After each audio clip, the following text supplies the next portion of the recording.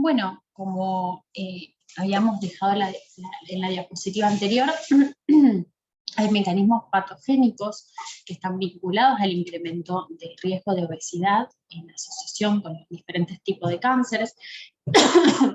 Perdón. Por un lado, la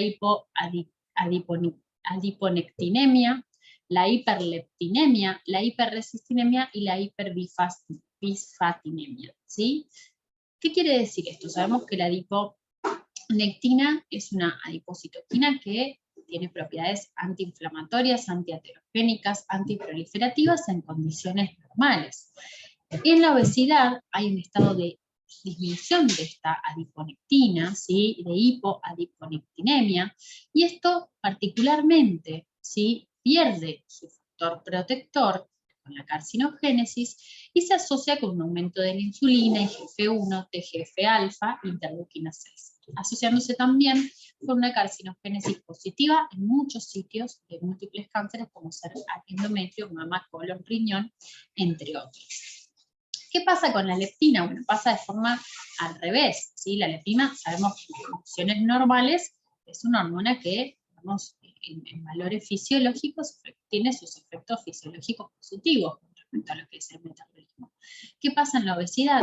Generalmente asociado con hiperleptinemia, asocia múltiples vías de señalización intracelulares, ¿sí? Que se correlacionan con la carcinogénesis mediante la estimulación de vías proinflamatorias a través de diversos marcadores como el TNF-alfa, la interleuquina 6, la 12 justamente, potenciando la expresión de proteínas antiapoptóticas antiangiogénicas como el factor de crecimiento del endotelio vascular y también el factor inducible de hipoxia. Con respecto a la resistina, bueno, se ha vinculado a la hiperresistinemia con la asociación de diferentes cánceres como el cáncer de mama, el endometrio y el colorectal, y la bisfatina en condiciones normales produce efectos, digamos, más bien,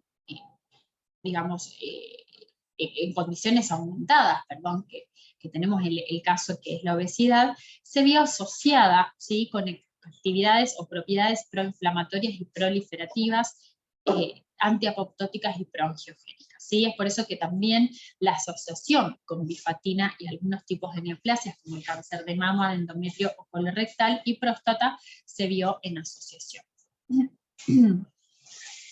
Bien.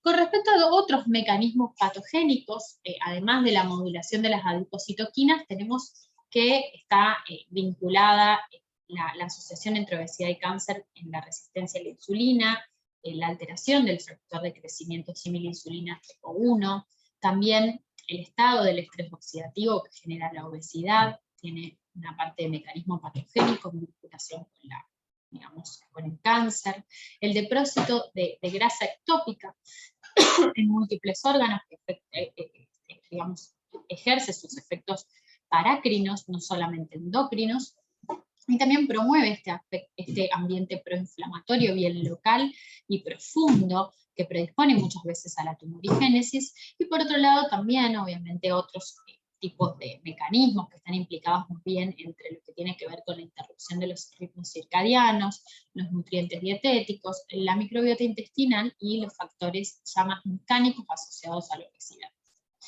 Bueno, si vamos a ver las asociaciones, la verdad es que la obesidad y el cáncer de endometrio tienen una asociación lineal. Fíjense que la obesidad por sí sola representa aproximadamente el 31% de los casos de cáncer de endometrio globales.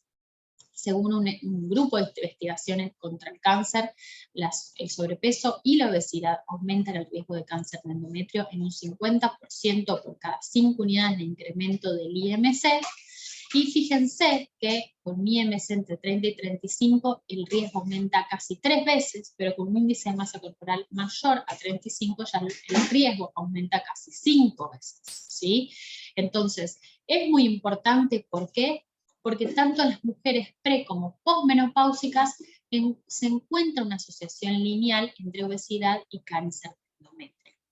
Y otros factores asociados y vinculados a esto son la alta carga glucémica de la dieta y la hiperinsulinemia, ¿sí?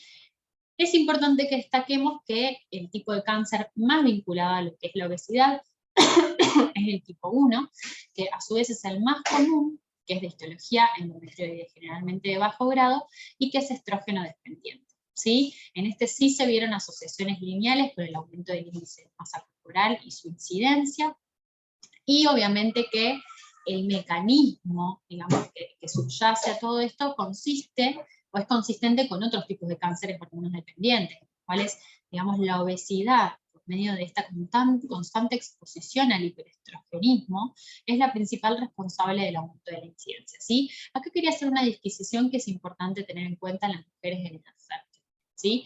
En mujeres anovulatorias, ¿sí? Con ciclos en los cuales nosotros la tenemos en amenorrea mucho tiempo, tenemos que lograr que esas mujeres, para prevenir y para tener, digamos, una prevención de la hiperplasia endometrial, tenemos que lograr que tengan por lo menos 4 menstruaciones al año, ¿sí?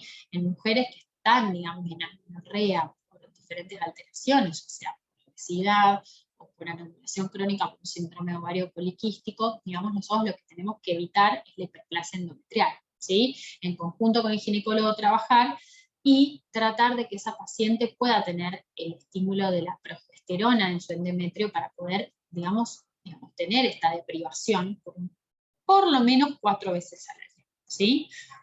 Bien, ¿qué pasa con la obesidad y el cáncer de ovario? Bueno, la asociación es menos fuerte, aproximadamente, fíjense que el número es menor de la asociación, casi el 4% de los cánceres de ovario sí se atribuyen a la obesidad, y a pesar de que el cáncer de ovario sabemos que tiene mala sobrevida, la incidencia y la mortalidad han ido disminuyendo con el avance de los años y el avance de las tecnologías, ¿sí? Bueno, hay alguna asociación positiva, pero es más débil, entre la obesidad y el riesgo de cáncer de ovario. Específicamente, si lo vemos particularmente, es más bien con los serotipos histológicos de bajo grado y tumores mucinosos invasivos en mujeres premenopausales. Con respecto al cáncer de mama, sabemos que el cáncer de mama es el más comúnmente diagnosticado en la mayoría de los países en mujeres. Y la verdad es que es un campo interesante. ¿Por qué? Porque la obesidad y el índice de masa corporal tienen un efecto diferente con respecto a la mujer pre- y posmenopáusica, ¿sí? Acuérdense que hay 3 tipos específicos de cáncer de mama basados en receptores hormonales, estrógeno, progesterona, y también en los niveles del receptor tipo 2 del factor de crecimiento epidermoide humano, ¿sí? Pero sepan que la mayoría de los cánceres de mama son hormonodependientes, o sea que presentan algún receptor para estrógeno. Asociado a la obesidad hay otros factores que se potencian, por decirlo así, el riesgo, y estos son la historia familiar positiva, las mutaciones genéticas, la exposición prolongada a estrógenos endógenos y o exógenos, como ser la nuliparidad, la menarca temprana, la menopausia tardía, los anticonceptivos, el consumo de alcohol, el tabaquismo, entre otros, ¿sí? Y se estima que casi el 7% de todos los cánceres de mama que son posmenopáusicos se pueden atribuir al sobrepeso o obesidad. Entonces podríamos decir, y aquí la evidencia es un poco menos contundente, pero en realidad la asociación o la tendencia de la asociación es que el riesgo de cáncer de mama en mujeres premenopáusicas no aumenta, ¿sí? O incluso en algunos casos disminuye a medida que avanza el índice de masa corporal, y de forma contraria, el riesgo de cáncer de mama en mujeres posmenopáusicas que no están en tratamiento hormonal de reemplazo o en este estado de hipoestrogenismo característico de la posmenopausia, el riesgo en estas mujeres sí se ve aumentado, ¿sí? Es decir, que el riesgo de cáncer de mama es mayor cuando se vincula con la obesidad en las mujeres posmenopáusicas. Finalmente, y para terminar con esta disertación, solamente decirles que no nos podemos olvidar que las mujeres, ¿sí?, con obesidad se mueren, ¿sí?, también como los hombres con obesidad. Hoy en día, como habíamos dicho, existen 4 millones de muertes anuales, que 2/3 son atribuidas a enfermedad cardiovascular, ¿sí? Por otro lado, esto no solamente genera, digamos, un impacto en lo que es la salud de los pacientes, sino que también tiene un impacto en lo que es la parte de salud pública, ¿sí? Fíjense que existen, digamos, años de vida perdidos ajustados por discapacidad de estos pacientes. Y esto es muy, muy importante. Si vamos a ver un poquito si se mueren más los hombres y las mujeres. Yo les quería traer este estudio simplemente porque se denota, ¿sí?, cuál es el riesgo relativo en hombres versus mujeres. Fíjense que el exceso de peso se ve asociado al riesgo de diabetes, enfermedad cardiovascular y colelitiasis en hombres y mujeres, ¿sí? Este es el riesgo relativo, ¿sí?, en hombres y en mujeres, pero fíjense cómo, a medida que avanza el índice de masa corporales, en las mujeres el riesgo o la relación, ¿sí?, entre el índice de masa corporal y el riesgo relativo de diabetes tipo 2 ocurre más tempranamente que en el hombre. Y por otro lado, también la enfermedad arterial coronaria, ¿sí?, que se ve asociación positiva con un aumento del riesgo relativo, ya con índice de masas corporales cercanos, digamos, a la obesidad, de casi 4 veces, y en el hombre, ¿sí?, con un valor de obesidad es menor a 3, ¿sí? Es decir, que podríamos decir que la relación entre el índice de masa corporal, la diabetes y la enfermedad cardiovascular parecería ser más fuerte en mujeres versus hombres. No menor es el riesgo de ACV en la mujer, ¿sí?, muy olvidado, pero que nosotros no debemos dejarlo de lado. Acá existe una asociación gradual entre el aumento del índice de masa corporal y el riesgo de un accidente cerebrovascular, y esto es muy vinculado, ¿sí?, a las mujeres también. Fíjense que particularmente en las mujeres, cada una unidad de aumento del índice de masa corporal se dice que conduce a un aumento del 5% en el riesgo del accidente cerebrovascular.